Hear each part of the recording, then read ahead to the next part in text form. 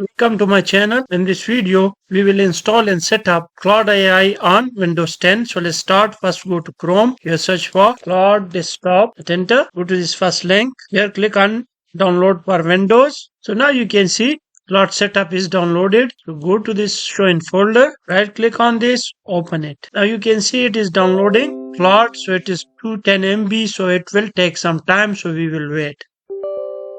Click yes here. So the installation is in progress.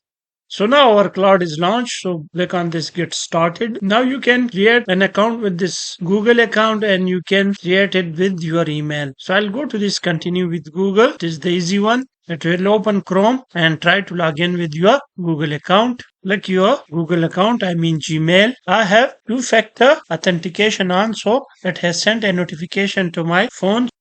And now you can see it continued with login. Now I'll continue this. Always allow open Claude. So now you can see we all log in our Claude account. You can see it here.